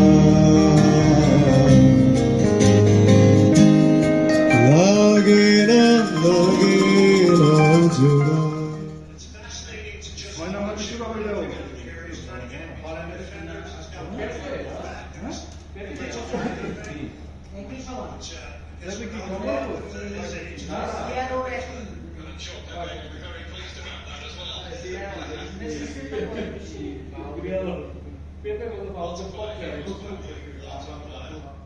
কিন্তু প্রসিডিউর অনুযায়ী পলিসি অনুযায়ী আমি কি গাড়ি মানে ইয়ে করতে পারবো কিনা রিলিজ আকারে কভার করতে পারবো? হ্যাঁ পারবেন। ও যেটা বলছে যেহেতু ডিস্ট্রিক্ট ম্যানেজার বা project coordinator equivalent to assistant director D2 সেই ক্ষেত্রে আপনি doesn't entitle but depends on ধরেন আপনার প্রজেক্টে আমি একটা বলি যাকে ধরেন আপনার প্রজেক্টে গাড়ির জন্য একটা গাড়ির জন্য টাকা ধরা আছে আপনি একটা গাড়ি আপনার প্রজেক্টে নিলেন আপনি গাড়িটা ইউজ করেন গাড়ি ইউজ করলে কি করবেন আপনি তো করবেন আপনার সাথে আপনার স্টাফরা করতে যাচ্ছে এখন ধরেন মাসিক গাড়ির জন্য টাকা নেই কি আছে আপনার মাসে 10 দিন ধরা আছে গাড়ি নিবে আপনি 10 দিন গাড়ি নিতে পারবেন তাহলে আপনি ধরুন ফিল্ডে যাবেন বা গভর্নমেন্টের জন্য কিনে যাবেন আপনি গাড়ি নিয়ে গেলেন এখন ধরেন এটাতে গাড়িই ধরা না ধরা আছে কি লোকাল কমিউনিটি বলে একটা জিনিস ধরা আছে এই ক্ষেত্রে লোকাল কমিউনিটি ইউজ করতে এটা টোটালটা হলো আপনার প্রজেক্টের ফান্ডে নেচার একটু ক্লিয়ার হওয়ার জন্য বলি বড় পাড়ার মনপুরাতে গেলাম বিকালবেলা বিশেষ করে 2টার পরে আসার সময় ওখানে স্পিড বোর্ডে সাধারণত আসা যাওয়া করা লাগে তো যাত্রী হয় না কারণ যাত্রী ওরা 10 জন না হলে স্পিড বোর্ড ছাড়ে না তখন আমাকে একা রিজার্ভ করে আমার স্পিড বোর্ড নিয়ে আসতে হবে সেক্ষেত্রে আমার কোনো সুপারভাইজার অনুমতি লাগবে কিনা? লাগবে এটা কি ডিএসএ তে আছে? ডিএসএ তে আপনার যদি না থাকে তাহলে এটা ইনক্লুড করে নেবে গাড়ির ক্ষেত্রে কাপেরা থাকবে সেটা ফাইনাল এক্সামের জন্য কাপে কি আছে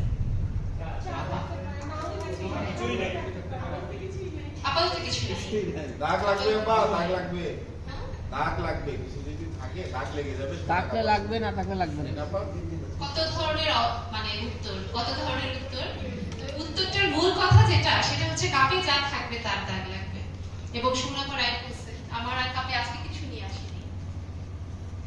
আসেনি কেন ওই যে দাগ লাগবে শরীফ ভাই বললো আমার কোনো দাগ লাগাবো না আর কি আজকে আমরা এখন যে সেশনটাতে ঢুকবো এই সেশনটাতে আমরা কে কোথায় কেমন দাগ রেখে আসছি নামটা আপনারা দেখতে পাচ্ছেন এখানে আছে জেন্ডার আমরা বলি যে একটা কথা খুব বলি আমরা খুব জেন্ডার বান্ধব এই কথাটা আমরা আমাদের পিএইচডি সম্পর্কে বলি প্রোগ্রামিং এর রূপ বলে এখনই পিএইচডি সম্পর্কে এটা খুব বলি আমরা ফ্যামিলি এই জায়গাতে আমরা একে অপরের প্রতি একদম মিউচুয়াল রেসপেক্টের যে জায়গাটা জেন্ডার অ্যাসপেক্টে এটা আমরা খুব মেইনটেইন করি বলি তো না সেফগার্ডিং নানান ভাবে আলোচিত একটা বিষয় এবং আমরা চেষ্টা করি আমাদের অফিসে আমাদের প্রজেক্ট লেভেলে সব জায়গাতে মিনিমাম রেসপেক্ট একই জায়গায় রেসপেক্টের কথাটাতেই বারবার এসে আটকাচ্ছি আরেকটা নতুন টার্ম হয়তো বা কারণ করার জন্য সিএফআরএম কমিউনিটি ফিডব্যাক রেসপন্স মেকানিজম তিনটাকে মিলিয়ে হয়তো তিনটা সেশন হতে পারতো তো আপনারা এখানে যারা আমি একজনের চেহারা দেখতে পাচ্ছি না যিনি আমাদের টিমে নতুন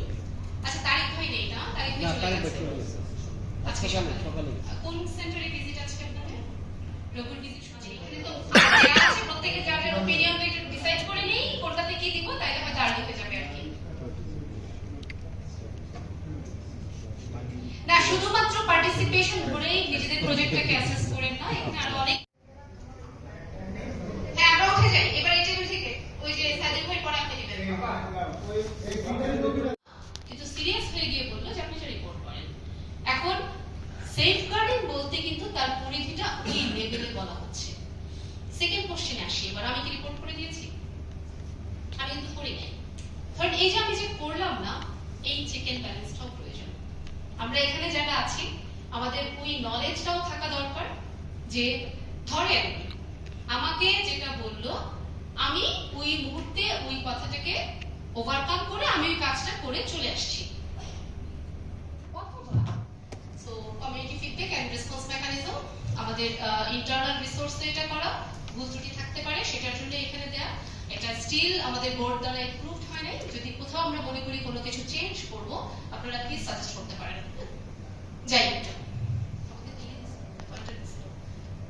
কোনো দরকার নেই, অ্যানিমেশনের দরকার নেই, একবারে নিয়ে আগে হ্যাঁ, ওই যে একই কথা, সকলের staff, volunteer, consultant, contractor, vendor, partner সকলের জন্য প্রযোজ্য, এবং এটা অ্যাক্সেসিবল হতে হবে আমাদের বেনিফিশিয়ারি, আমাদের কমিউনিটি রিপ্রেজেন্টেটিভ সবার কাছে অ্যাক্সেসিবল হতে হবে। একবারে দিয়ে দেন, ফুল স্টার একবারে নিয়ে আসবেন।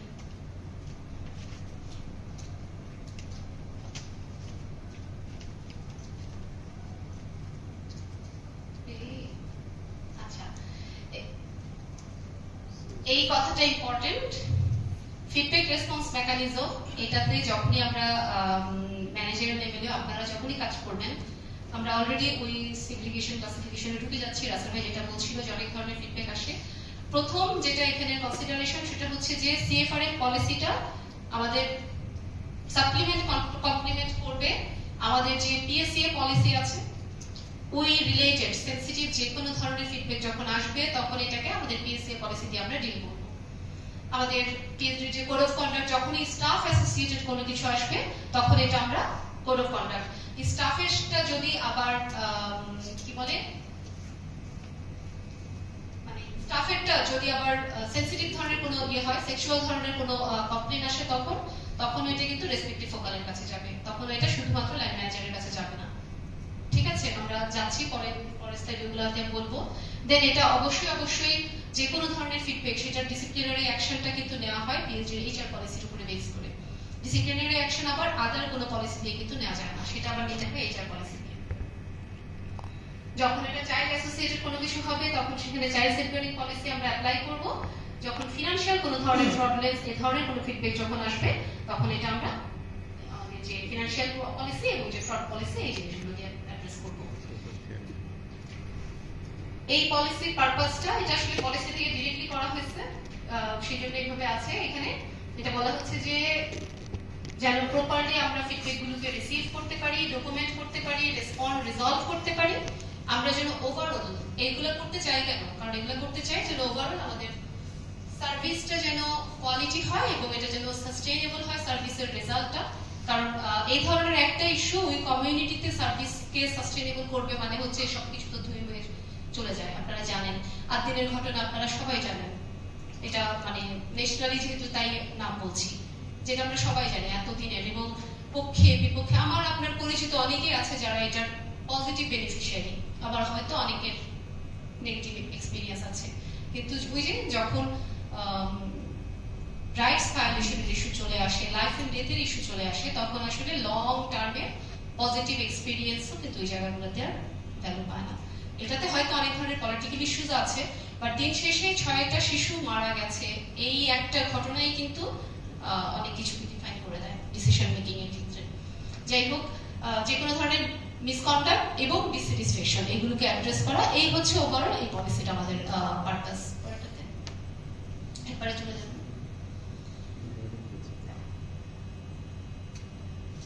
ম্যানেজমেন্টের কাছে, প্রজেক্ট টিমের কাছে ওভারঅল অ্যাক্সেসিবিলিটিকে এনশিওর করা। এটার একটা গাইডিং না ওটাতে থাকে উপরেটাতে, হ্যাঁ, যেই ফিডব্যাকগুলোই আসবে সেটা যেন আমরা কনফিডেন্সিয়ালিটির সাথে অ্যাড্রেস করতে পারি।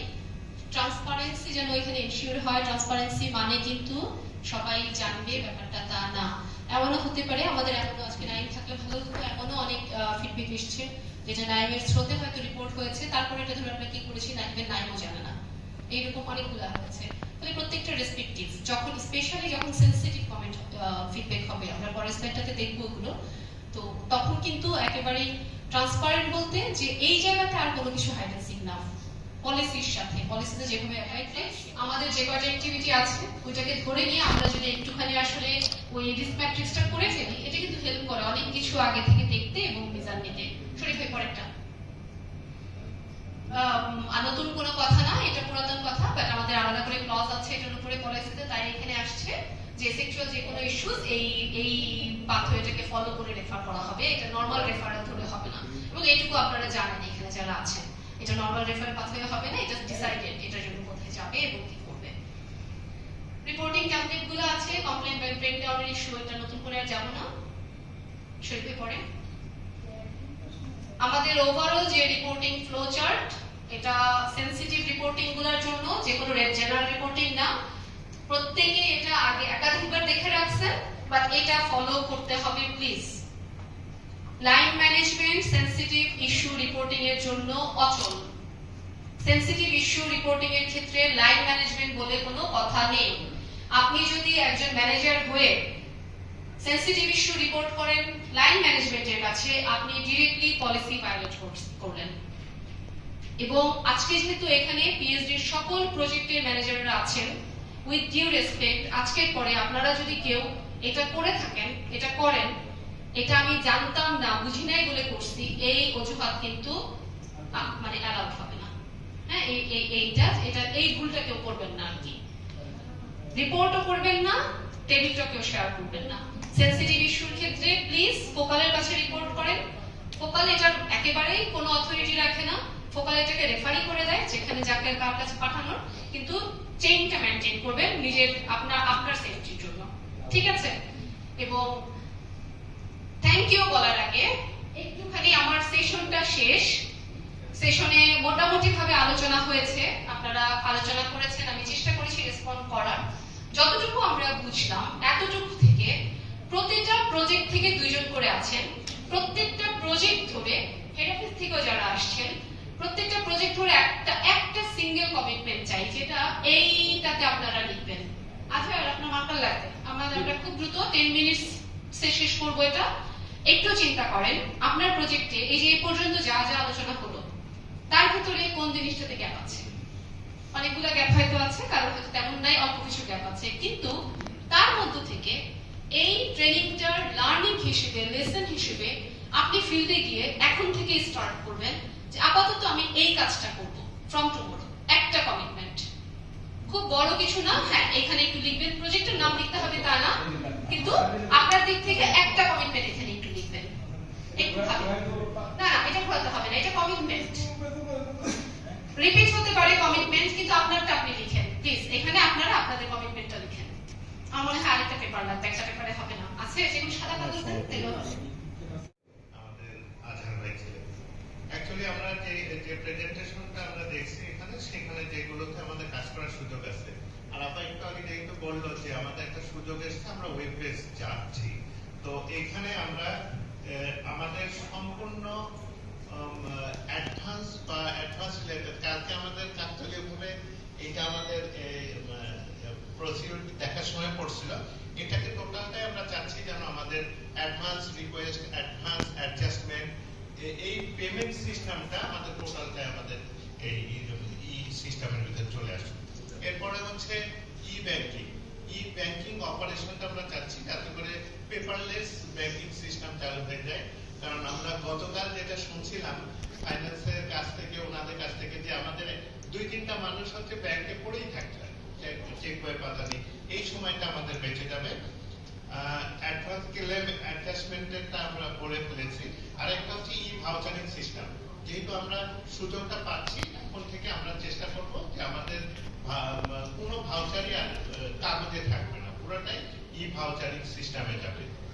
এরপরে যদি বলি সেটা হচ্ছে এইচআর যারা আসছেন তাদের জন্য এটা খুবই মানে খুব কমপ্লিকেটেড কাজ, বিশেষ করে যখন আমরা প্রভিশনাল অ্যাসেসমেন্ট করি বা ইয়ারলি একটা অ্যাসেসমেন্ট করি ইন্ডিপেন্ডেন্ট, এই ক্ষেত্রে আমরা যদি এইচআর সিস্টেম অ্যাডাপ্ট করতে পারি, তাহলে পরে আমাদের প্রভিশন প্লাস আমাদের যে একটা আগে বলছিলাম পারফরমেন্স অ্যানালাইসিস, এইগুলো আমাদের এইচআর টিমের জন্য খুব সহজ হবে। আর সর্বশেষ বাট নট অ্যাট লিস্ট, সেটা হচ্ছে যে সেফগার্ডিং পলিসি, যেটা নিয়ে আমরা খুব চিন্তা করছি, সে বা ফিডব্যাক মেকানিজম, এটাকেও যদি আমরা এই প্ল্যাটফর্মের ভিতরে ইন্টিগ্রেটেড করতে পারি। আর ওভারঅল যেহেতু 2030 পর্যন্ত আমাদের মিশন, যেটা কালকে শরীফ ভাই বলছিলেন আমাদেরকে, এত বড় একটা লম্বা মিশন আছে, সেখানে এআই যুগে আমরা কেন পিছিয়ে থাকবো, এআই এর সাথে ইনকর্পোরেট করতে পারি। এগুলো ছিল আমাদের টিম থেকে কিছু আশা। আর যদি আমাদের টিমে ভাই আছেন কিছু অ্যাড করতে চান প্লিজ। আমি একটা জিনিস একটু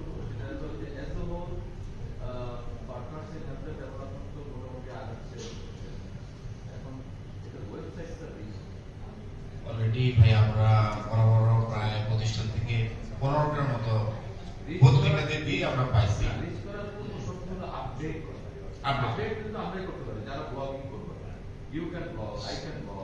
সেটাই, সেই ব্যাপারে কথা হয়েছে যে অপারেশনটা কি হবে, আমরা মেসেজ দিব ইভেন্টস গুলো। হ্যাঁ, ইভেন্ট এটা নিয়ে আমরা গতকালকে আসার পর আমরা কাজ করছি আর কি। এমডি প্রোফাইল, জিও প্রোফাইল, ওগুলো ঠিক এভরিথিং আপডেট হবে। এমন হচ্ছে যে আমরা এর আগে যে প্রপোজালটা চাইছিলাম, এই প্রপোজালের সাথে 15 মাসের একটা ইয়া চাওয়া হয়েছে, মেইনটেনেন্স অ্যাজ ওয়েল অ্যাজ হচ্ছে যে রেগুলার বেসিসে যে সমস্ত ডাটাগুলো, ছবিগুলো, ইভেন্টগুলো আসবে তারা এটাকে আপলোড করে দেবে। এইটা নিয়ে আমরা আবার রিভাইজ প্রাইস করতে তাদের কাছ থেকে আশা করি যে নিয়ে একটু আপনারা একটু ফিডব্যাকটা দিন। না প্লিজ একটু আসেন, অল্প 2 মিনিটে জাস্ট একটু আমরা কিভাবে জাস্ট যে বিষয়গুলো আনলাম। হ্যাঁ, এই 3 দিনের যে জিনিসগুলো আসলো সেগুলো নিয়ে আমরা কিভাবে কাজ করবো তারা কিভাবে মানবে। All are bored by now listening, and also it is a lunch hour. Lunch hour, all are hungry also. So nobody is prepared to listen. তারপরে বলছি যে এই ধরনের ট্রেনিং গুলি আমরা খুব হেসে খেলেই করেছি, কিন্তু এর মধ্যে যতটুকু শিখেছেন, এর মধ্যে যতটুকু জানতে পেরেছেন, এই জিনিসগুলিকে যদি আপনারা আপনাদের প্রজেক্টের অ্যাক্টিভিটিজ এর মধ্যে আপনাদের ব্যক্তিগত লাইফও যদি অ্যাপ্লাই করেন, তাহলে এই ট্রেনিং এর সার্থকতা হবে। এর মধ্যে PSCH আছে, এর মধ্যে সেফগার্ডিং আছে, এর মধ্যে ফিনান্স আছে, এর মধ্যে HR আছে, এর মধ্যে ইন্টারনাল কন্ট্রোল আছে। এগুলো যা কিছু আমরা শিখেছি আপনারা যদি অ্যাপ্লাই করেন তাহলে ট্রেনিং এর সার্থকতা। সবাইকে ধন্যবাদ। আমরা বড় স্ক্রিনে দেখতেছি, এটা বলে দাও।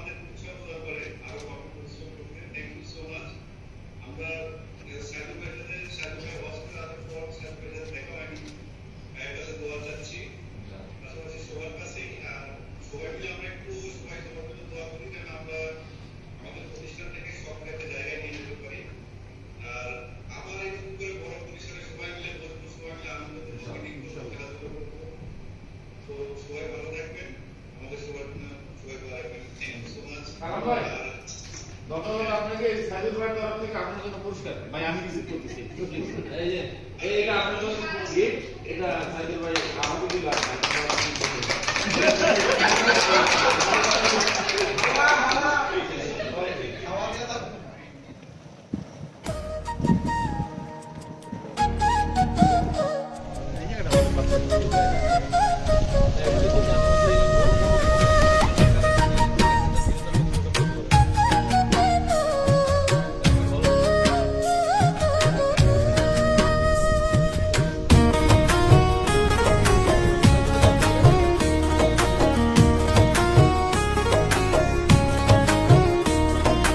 দুঃখ আমার বসত ভিটা, দুঃখ আমার বাড়ি, সুখের সনে নিত্যদিনই চলে আমার আড়ি। আমি দুঃখ কিনি, দুঃখ বুনি, দুঃখ করি সাধন, বলি দুঃখ আমার জন্মকাল আপনের আপন রে। এই দুঃখ আমার জন্মকাল আপনের আপন, দুঃখ আমার বসত ভিটা, দুঃখ আমার বাড়ি, সুখের সনে নিত্য দিনই চলে আমার আড়ি।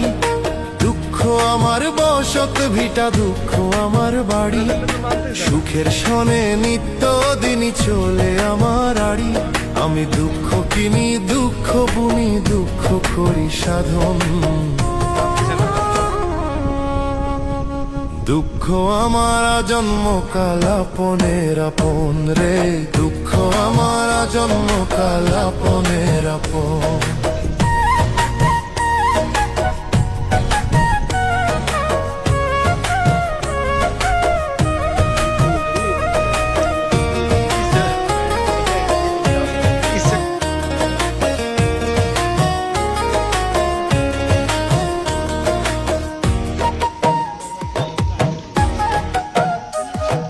হৃদয় দিয়ে যারে আমি বাঁশি এত ভালো, হৃদয়হীনার মতো সে যে দুঃখ দিয়ে গেল, আমায় দুঃখ দিয়ে গেল। হৃদয় দিয়ে যারে আমি বাঁশি এত ভালো, হৃদয়হীনার মতো সে যে দুঃখ দিয়ে গেল। যার দুঃখের প্লাবন সে বোঝে না আমার মন, যার দুঃখের বোঝে না আমার এমন করলো প্রহসন। দুঃখ আমার জন্মকাল আপনের আপন, দুঃখ আমার জন্মকাল আপনের আপন।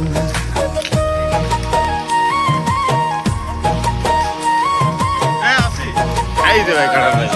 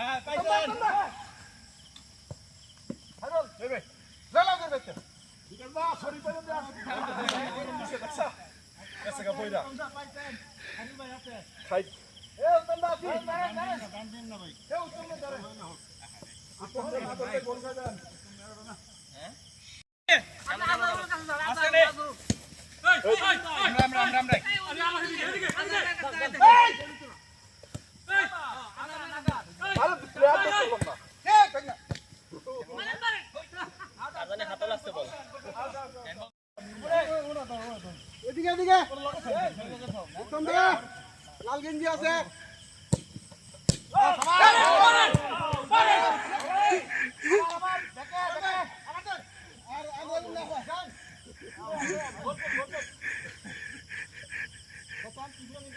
আমরা কি শরীফ ভাইয়ের মতো আন্না বন্ধ অবস্থা মানব নাকি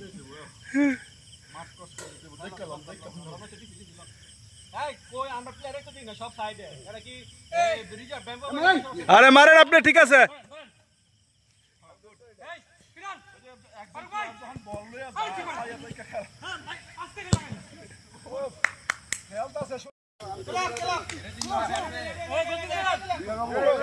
বল খেলেন না খেলেন বল গেলে বলটা আটকানোর চেষ্টা করবেন। ঠিক আছে ভাই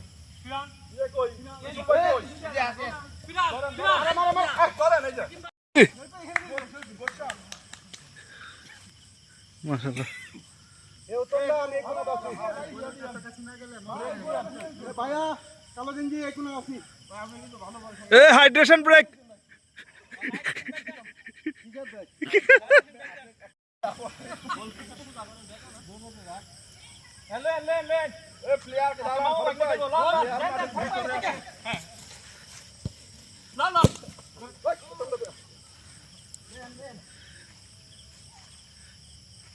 ভাই গোল ওইটা গেলে গোল কাউন্ট হবে কিন্তু বলো আমরা দিয়ে দিলাম তুমি কাটাইবো এই যে মারেন এই যে চলো তোমরা কেডা তোমরা এই ভাই হেডল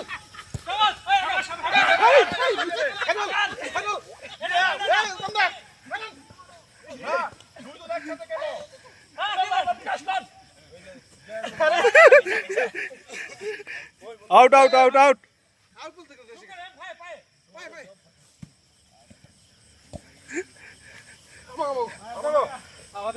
আমি বলতে আপনি গোল দিয়ে শুনতে লিখা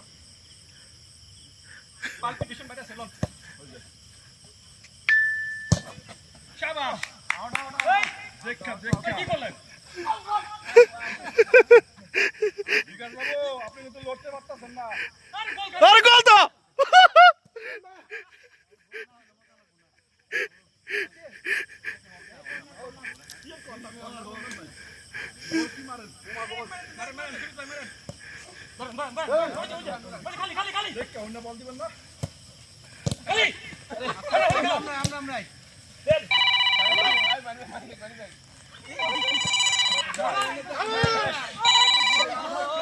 ভাই এই গাড়িগুলারে বলেন বড় মাঠ ও লাইট জ্বলে যেটাতে, ওটা ফুটবল ম্যাচ হচ্ছে। হ্যাঁ বড় মাঠ বললে নিয়ে আসবে।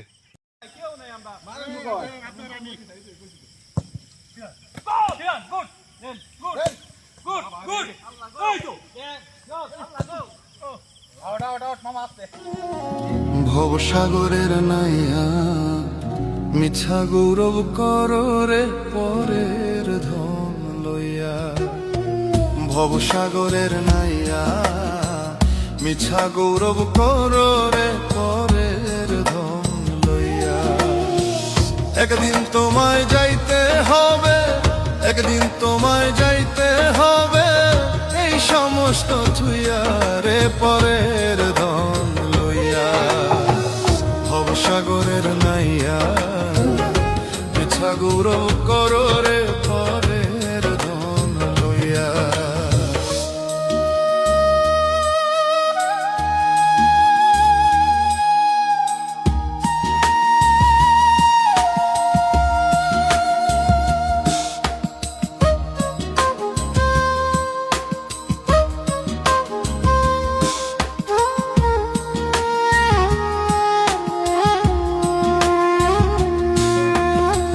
পরের ঘরে বসত করো পরের অধীন হইয়া, পরের ঘরে বসত করো পরের অধীন হইয়া। আপনি মরিয়া যাইবা এই ভব ছাড়িয়া, আপনি মরিয়া যাইবা এই ভব ছাড়িয়া রে পরের ধন লইয়া। ভবসাগরের নাইয়া মিছা গৌরব করো রে পরের ধন লইয়া।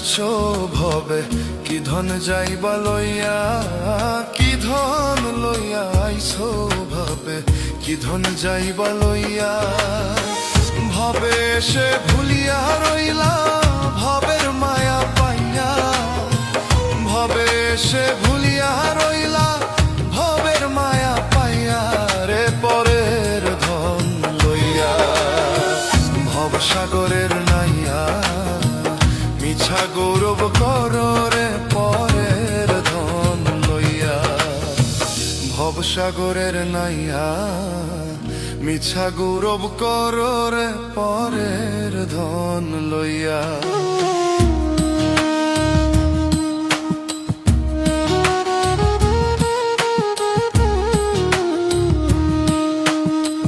বাউল আব্দুল করিম বলে মনেতে ভাবিয়া বাউল আব্দুল করিম বলে মনেতে ভাবিয়া কাল সাপিনী ধরতে আইলাম মন্ত্র না জানিয়া কাল সাপিনী ধরতে আইলাম মন্ত্র না জানিয়া রে পরের ধন লইয়া ভবসাগরের নাইয়া মিছা গৌরব করো রে পরের ধন লইয়া ভবসাগরের নাইয়া মিছা গৌরব করো রে পরের ধন লইয়া মিছা গৌরব করো রে পরের ধন লইয়া মিছা গৌরব করো রে পরের ধন লইয়া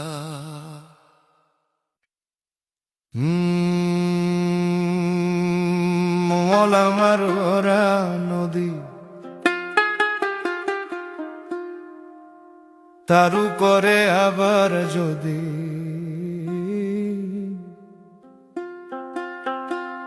বাঢেউ লড়াইয়া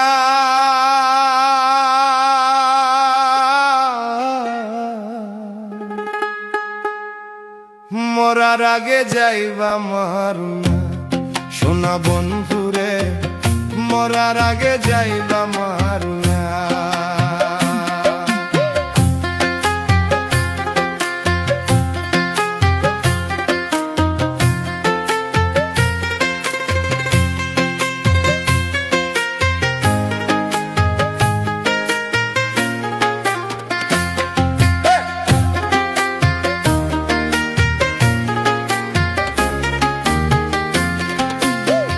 মনোরণ মরা নদী আদু পরে আবার যদি দিবা ঢেউ লাগাইয়া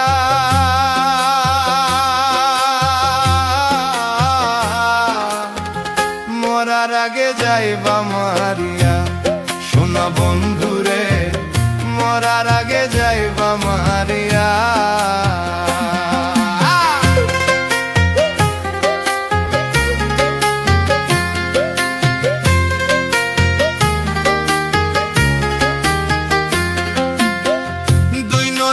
দেখলাম কত সুখেরই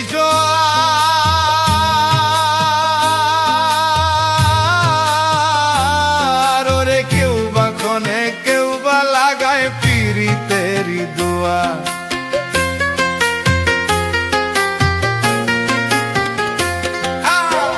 দুই নয়নে দেখলাম কত সুখেরই জোয়ার ওরে কেউ বা খোলে কেউ বা লাগায় পিরিতেরি মরারে মার বাকি আর প্রেমানলে পুরাইয়া মরার গাইবা মারিয়া সোনা বন্ধুরে মরার আগে যাইবা মারিয়া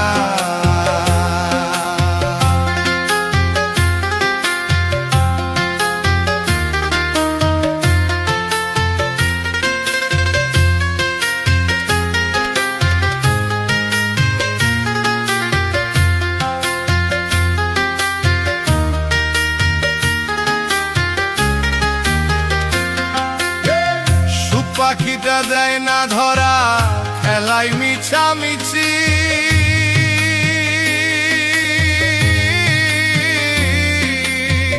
তোর জিনে দেই খরে বন্ধু মরি কি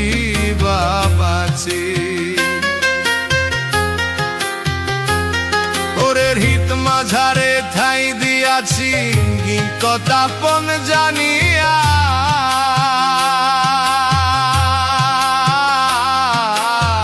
মরার আগে যাইবা মারিয়া সোনা বন্ধুরে মরার আগে যাইবা মারিয়া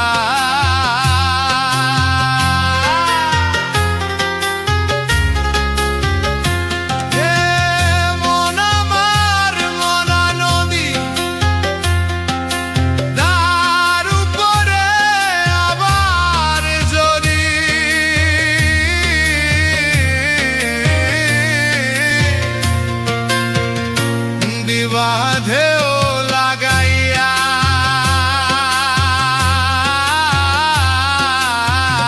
ওরে মরার আগে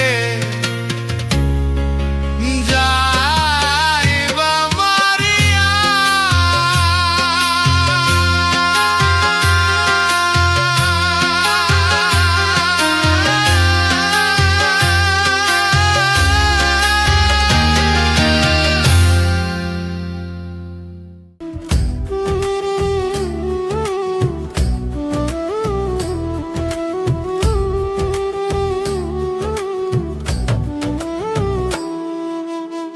দেহ নামের আজব মেশিন বানাইছে কোন মিস্ত্রি দেহ নামের আজব মেশিন বানাইছে কোন মিস্ত্রি কোন থিওরি করছে প্রয়োগ কোন দেশে তার ফ্যাক্টরি হারে কোন থিওরি করছে প্রয়োগ কোন দেশে তার ফ্যাক্টরি দেহ নামের আজব মেশিন বানাইছে কোন মিস্ত্রি হারে দেহ নামের আজব মেশিন বানাইছে কোন মিস্ত্রি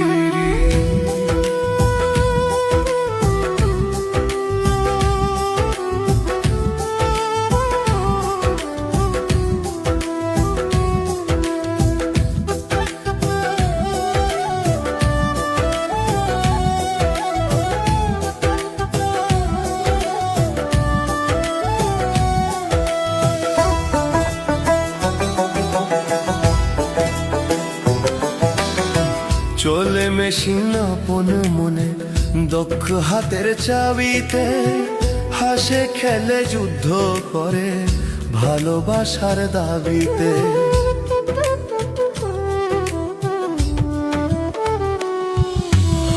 চলে মেশিন আপন মনে দক্ষ হাতের চাবিতে হাসে খেলে যুদ্ধ করে ভালোবাসার দাবিতে আজব মেকার নৈকারে দেখে তার কারিগরি হায়রে আজব মেকার নৈকারে দেখে তার কারিগরি দেহ নামের আজব মেশিন বানাইছে কোন মিস্ত্রি হায়রে দেহ নামের আজব মেশিন বানাইছে কোন মিস্ত্রি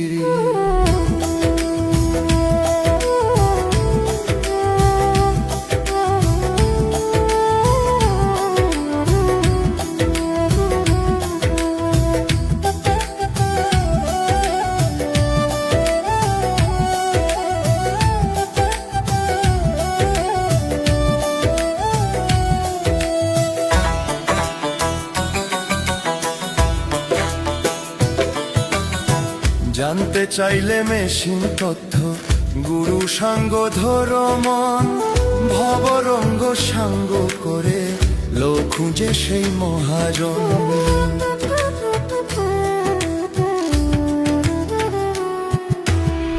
জানতে চাইলে মেশিন তথ্য গুরু সাঙ্গ ধরো মন ভবরঙ্গ সাঙ্গ করে লো খুঁজে সেই মহাজন রূপের নেশায় ভুইল না মন যে জনপারের কান্ডারি হায় রূপের নেশায় ভুইল না মন যে জনপারের কান্ডারি দেহ নামের আজব মেশিন বানাইছে কোন মিস্ত্রি হায়রে দেহ নামের আজব মেশিন বানাইছে কোন মিস্ত্রি কোন থিওরি করছে প্রয়োগ কোন দেশে তার ফ্যাক্টরি হায় কোন থিওরি করছে প্রয়োগ কোন দেশে তার ফ্যাক্টরি দেহ নামের আজব মেশিন